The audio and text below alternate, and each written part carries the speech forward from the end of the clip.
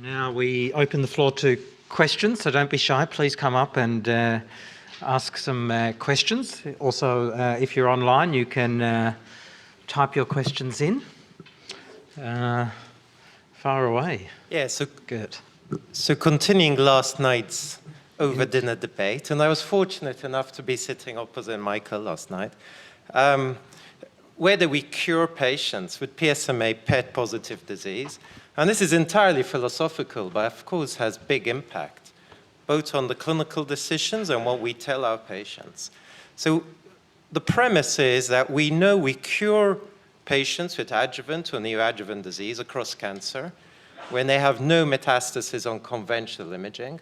We certainly cure M0 high-risk patients in the STAMPEDE trial by adding abiraterone to ADT.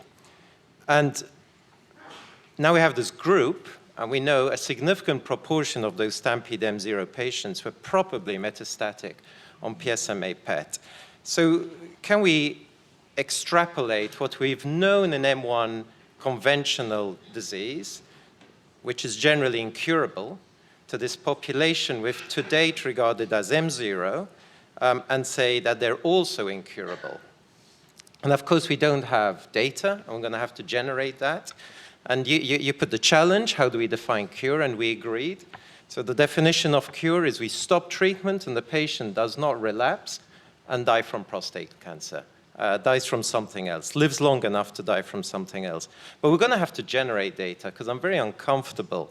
Although I probably agree with you, but I'm uncomfortable with stating to my patients who until now were M0, and I talked about cure, to now say, you have incurable disease, you need treatment for life, and potentially that will not only affect the treatment decision, systemic treatment decision, but also the radiotherapy regimen. So I guess it's a comment, and you've made your case, but it's also a call to arms to generate data to address this. It's in part a philosophical question, and just define how you define cure again. Yeah, so again, this was over dinner with a couple of glasses of wine, but we agreed that the definition of cure is treatment is stopped and the patient lives long enough without remission to die from something else. I think that's acceptable. I'm not sure that that's cure. I think, if cure is when you no longer need to even monitor for disease.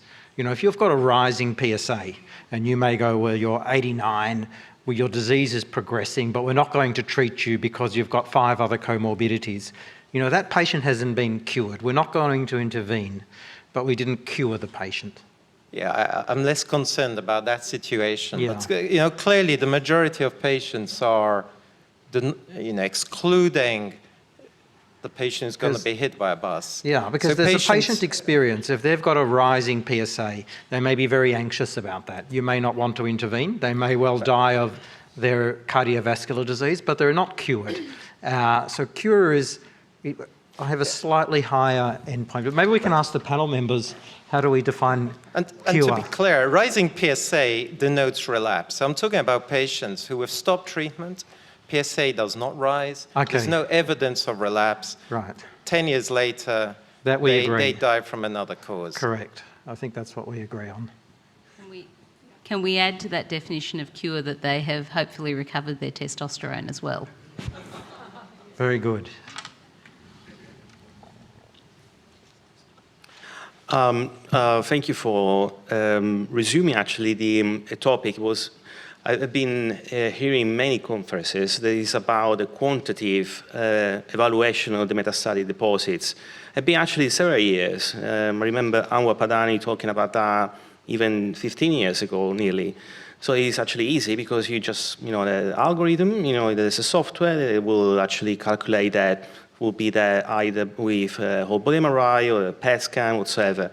But so obviously, because it's completely different to talk about 5 potatoes, in your skeletal bones compared to 5 tiny spots. But I'm surprised that still now, so we are still numbering to determine the volume of the disease and not using these tools. So what's the issue? It's just that there's an inconsistency because of the softwares, because of... so what's the problem in not having a new definition of the threshold based on the volume, instead to continue countering the metastases? Yeah, I think it's a great question. So why haven't we moved towards more automated tools for quantifying disease? Maybe it's more of a challenging problem than what we would like to think. Visual analysis is not so easy for a computer to replicate.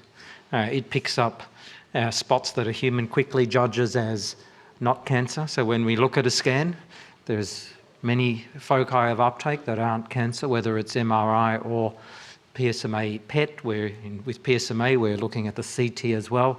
It's quite a complex algorithm that humans do, and when we try to replicate that with the best AI techniques today, maybe we still struggle more than we would like to think. And then how do we get a tool that's reproducible, and how do we implement that in the clinic? Even if we have the most ideal tool, we need it to be seamlessly integrated into our workflows.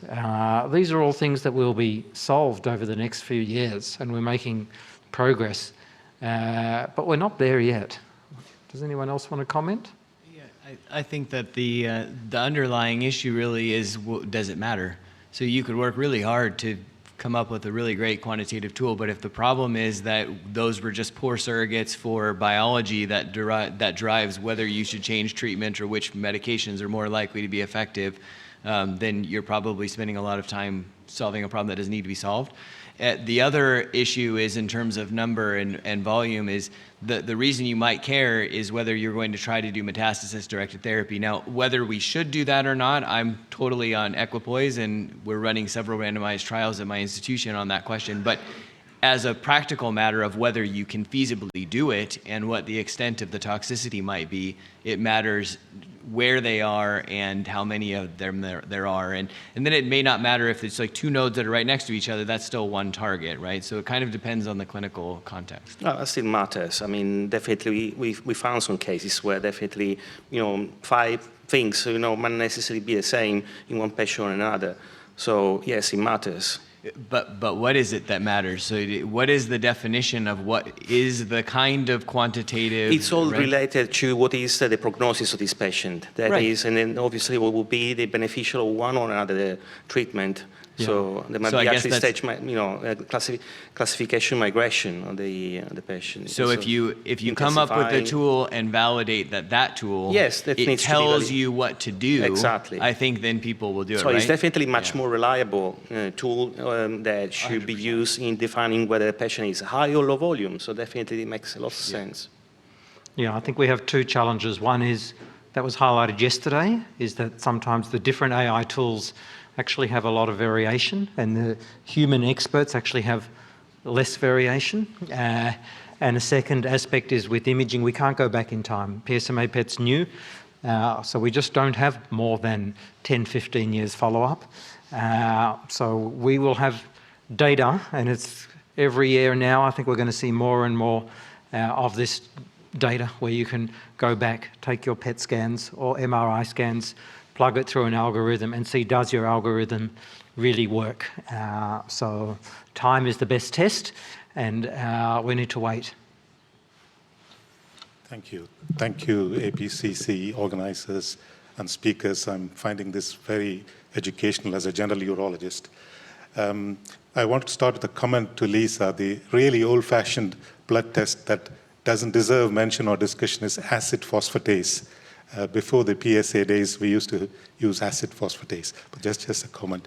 But my question is, we talk about the role of PSMA PET CT and whole body MRIs in prostate cancer, but I've not had any experience shared about PSMA PET MRIs. Do you have any experience doing them? How good are they? Are they as good as CT, or are they inferior to CT? Yeah, look, we do not have a PSMA PET MRI in our facility. Does anyone on the panel have a PET MRI in their facility?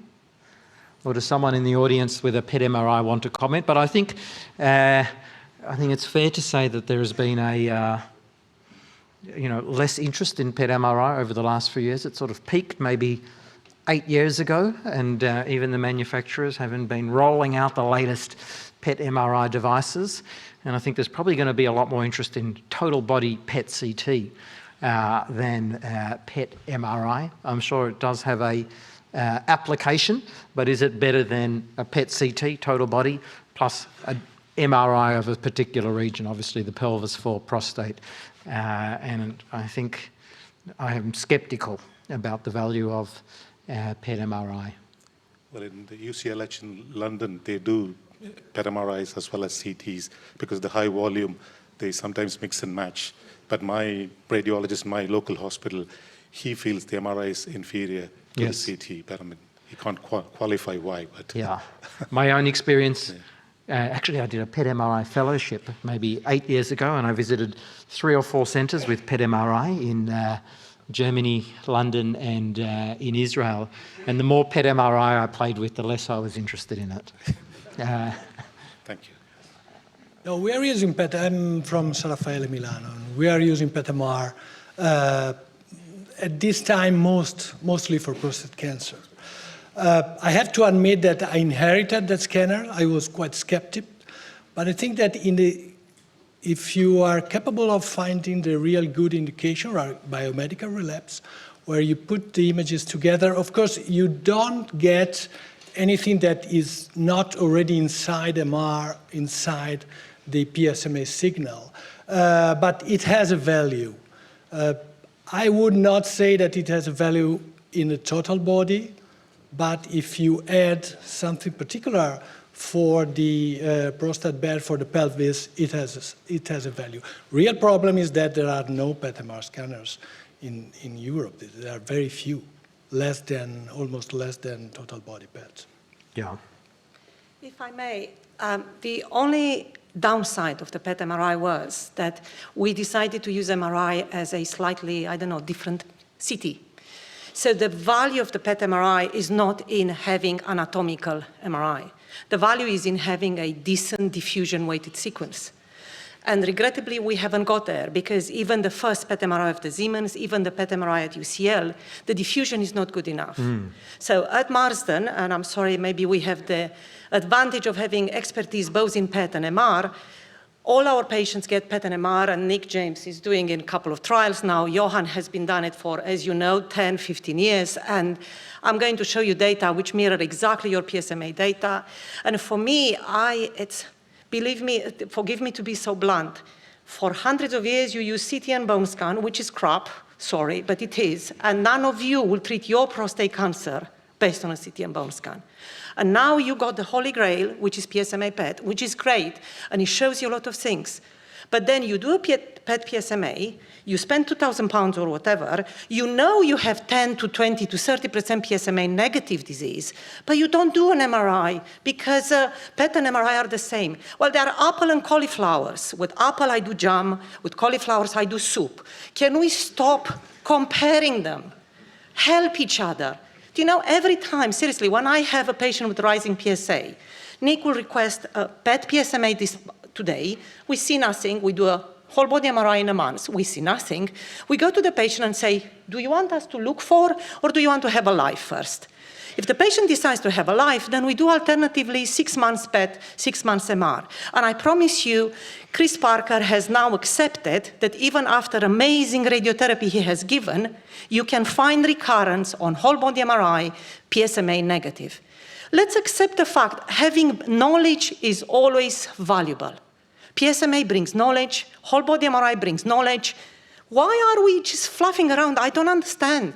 When you have a lymphoma, you go and do a CT, you do an FDG PET, you do an MRI liver, you do an MRI brain, and you treat your patients like that. I think we have some data comparing PSMA PET CT and whole body MRI, But and we it don't strongly compare favours it. the PSMA PET, and it's But don't compare it, doubtful 'cause that's how not- much the whole body MRI adds. But Stefano had some interesting perspectives yesterday on whole body can MRI. I ask a favor? How much whole body MRI you ever seen? How much whole body MRI you ever reported? You don't, because Australia doesn't do MRI. Correct. Doesn't mean we should say, don't deny a technique. Come and spend with us a month, and I will show you MRI PET and whole body MRI side by side. Nick, would you like and you to will add change. some comments on your whole body MRI experience? Well, it's kind of the same, really. It gives you complementary data. So within STAMPEDE-2, we're doing parallel whole-body MRI and PSMA PET in hormone-sensitive disease. And we've done some retrospective studies on how the SUV and the diffusion characteristics change as patients respond.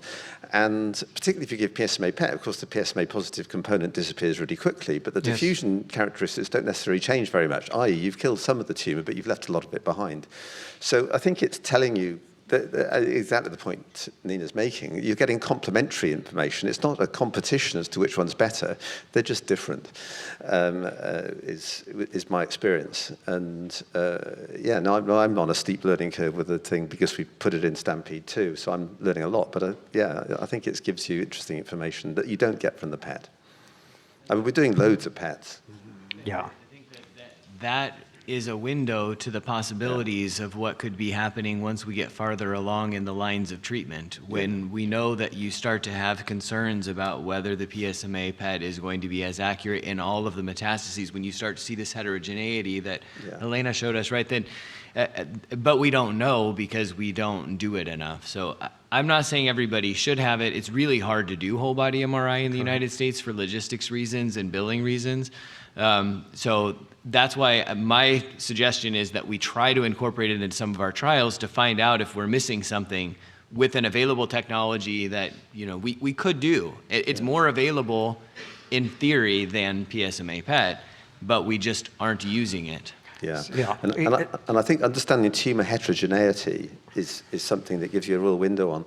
And I think the other thing about both PSMA PET and whole body MRI is you get numbers out. So we've had a lot of discussion, and Michael raised the issue about false positive scans and stuff, which is what I stood up to talk about.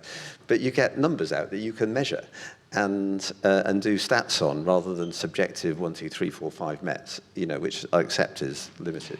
Yeah, I think we tried in Australia, actually, the Pro-PSMA trial, which is was conceived probably 11 years ago. The peer reviewers' comments on that, one of the peer reviewers is probably in the audience, as it was going through the grant, said you must add whole body MRI to this protocol, otherwise it should not be funded, because you'll answer the question of if PSMA PET is better than CT bone scan, but you won't answer the whole body MRI question. So indeed, we adapted our protocol and put whole body MRI in the Pro-PSMA protocol, and we funded it so that sites would get a generous payment to do a whole body MRI, and we activated at over 10 sites in Australia, and not a single site wanted the money, and not a single whole body MRI was done in Australia, despite it being in the protocol and costed. So when we got to 100 patients in the Pro-PSMA trial, we could see that we weren't going to be able to recruit this arm. So we actually used those funds to expand the trial from 200 to 300 patients. So we tried our best. Despite funding, nobody was interested. That's at least the Australian context a decade ago. I don't think it's changed today. So it's hard to change that paradigm. We have some questions online, which we might just try to bounce a few to the panel. I will pick one. So with PSMA PET CT, we're redefining M1A detection and significantly altering management intent. How should we approach the dilemma of oligometastatic disease detected only by PSMA PET, but not by conventional imaging? Should these patients be reclassified and treated as metastatic? For curative intent approaches, what role do you see for treatment intensification strategies? Can we have a panel opinion on this? Clinical trial, clinical trial, clinical trial. I mean, we just don't know the answer. I consider those patients to be, I presume that they're on the high end of whatever they were classified as before. So if they were classified as M0 before and they were high risk, they're probably the ones who were more likely to fail, but I don't know that for sure. So I wouldn't deny them the treatment that we were going to give them before. But the next question is, do I need to chase after that spot on PET? And I think that we do not know the answer to that, especially for de novo disease, and we should be doing randomized trials, and please support those trials. Let's find out. So changing gear, I have a question for Elena. And yesterday I said BRCA testing is the one molecular test everyone should be doing for high risk and metastatic. So can you comment on that and the potential role of ctDNA? Because I remember you bringing to everyone's attention, I think an ESMO meeting a couple of years ago, how negative on tumor for BRCA does not mean negative because of the false negative rate. So are you using, when you have a negative tumor result, are you still doing, do you still recommend ctDNA? What do you suggest to do in that setting? So probably is if we don't found a BRCA alteration, particularly the lesions on ctDNA, we need to make sure this evidence of absence, or because we have enough ctDNA and we can make sure we are completely sure that there's nothing there, or whether the ctDNA doesn't allow us to do a proper analysis of copy number calling, and then perhaps analyzing the tumor, we will have a better response. The thing is in germline that we may miss some germline alterations by analyzing the tumor, and the percentage that is missed is very small. But for BRCA is very small. For other genes, in total, is around 5%. So a part of this 5% will be just the BRCA. And in those cases, for patients with a negative result, but with family history, young guys, very aggressive disease, it is worth to perform germline testing on top of the tumor analysis. So your recommendation is if tumor is negative, then targeted germline testing based on the factors you said. If the analysis is negative and you don't suspect that there could be something in the germline, in most cases I accept the results. It's only if there is a patient at high risk of having a germline alteration. Otherwise, I will rely on the results. Bertrand has a question. But can I make a comment to your prior question, Michael? I Sure. think we need trials, and I think it is important to address the relevance of PSMA PET, but we cannot miss that now we have more information about the biology of the disease, so why not to combine in trials both information, the biology, the genomics, or the transcriptomics, and the imaging. Otherwise, we always have part of the picture, and we would never get to to relevant conclusions. So I think we need to combine things, otherwise we will be in the same position all the time. Yeah, I think by the same token, it's easy to call for a trial, but if you have the patient with an M1A finding on a PSMA PET scan and you don't have a trial open, you need to decide what to do. And this is clinical judgment. We need trials, but we don't want to ignore the imaging data because it's often very valuable, and you can use some common sense and optimize your management. Just, you started and Stefano said the same, okay, we should abandon bone scan. And we should replace it by whole-body MRI and PET PSMA. Okay, we first published on whole-body MRI in 2005. We presented at ASCO GU. Everybody said it's crap, you should not use it. Now we've done more than 2,000, and we're doing PET PSMA. We publish on the comparison. Trust me, there is no difference. The difference, you're speaking about 10% discordance. PET PSMA show more lymph nodes, and whole-body MRI show more metastasis. And Nina, Anwar, everybody showed that. My question is, I still have a problem of replacing bone scan as a sorting tool. Because if you have a guy who showed up and he's got a PSA at 400, he's mildly symptomatic, what do you gain of replacing a bone scan by a modern imaging technology? Because if that patient is high volume, and in STAMPEDE, it's what, 40% of the patient?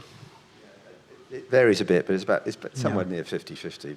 It varies by because we all speak about M0 becoming M1A. Yeah, that's interesting discussion. But what is the added value for Can somebody I ask you, with Bertrand, if you had a PSA of 150, would you have a CT and a bone scan? No. I would go to the pharmacy, buy a box of Religonic, start it immediately, and then start thinking. That's what I would do. I think you would probably have a PSMA PET, and the reason is a bone scan takes half a day of your life. You have the tracer, you're imaged 4 hours later, and then you come back to the hospital the following day for a CT with contrast. So it's very inconvenient. You have to take time off your work. Yeah, but and we actually you got it on the next day, where your PET PSMA, you got it on the next year. No, I'm kidding. But it depends on the context, because we evaluated this in the Pro-PSMA trial in the context of a randomised trial. We had a health economist on the trial protocol, and it's published in European Urology. And what we showed is that the PSMA PET in Australia, which is not represented but how many everywhere, patients did you look at the subgroup of patients with a PSA about 100? Doesn't matter. Just conceptually, the PSMA PET was cheaper than the CT and the bone scan. The patient experience was better because it's done in 90 minutes rather than 2 hospital visits and a half a day off your life. So if you can do a better test that's cheaper and costs you less time, you will choose to use the more modern technology. This may not be true everywhere in the world, but in Australia, nobody is doing bone scans in that setting, even with a PSA of 100, because you can get a PSMA PET very quickly. And how long does it take to get a PET PSMA? In Australia, there are over 140 PET scanners, population of 25 million. You can get a PSMA PET scan tomorrow. Okay, who in the room here can get a PET PSMA tomorrow? Yeah, quite a few. Who can give it, who needs more than 1 month? Yeah. So you see, it's still the same. Yeah, so it depends on where you are. If you can get a PSMA PET tomorrow, you'll take that option. But if we meet again in 5 years' time, the number of hands that go up for a PSMA PET tomorrow will be much higher. And then in some places like India, even developing countries, they're installing PET scanners, but not planar bone scans. So you can't get the bone scan anymore, but you can get the PET scan. Yeah, but still, for a patient who's coming with a PET PSMA, with a PSMA above 100, you have not a single piece of evidence that you change that patient trajectory. Not a single one. But I will come back to you want to know the biodistribution, because this patient, you want to know, you want some form of imaging, not as a biomarker, but as an extension of the physical exam. You want to know, do you have liver mets, brain mets? You want to know this information before you just start the ADT. No, Michael, you want to get a treatment and you want to live as long as possible. And as that regard, defining a treatment, I'm sorry, but for a patient who come up with a PSA at 100, you have not shown any evidence that you will impact the disease trajectory. Maybe we have some questions to look at. And this may be one of the questions, Michael, in fact. Shall we go to the questions and Michael, come back to this interesting discussion? Michael, sorry, I never got to ask my question. Sorry. Maybe you can put the next slides on as Nick asks his question. So the first thing, you made the comment that maybe the Stampede M1 radiotherapy data is driven by false positives. So I would just say that all of the scans were sensory reviewed, and also if it were true that what we had in the low volume were actually M0s, the data should look the same as the M0 patients from Stampede, because we have the advantage of having the same patients. So I went and had a look at the median failure-free survival in the M0s is well above 5 years.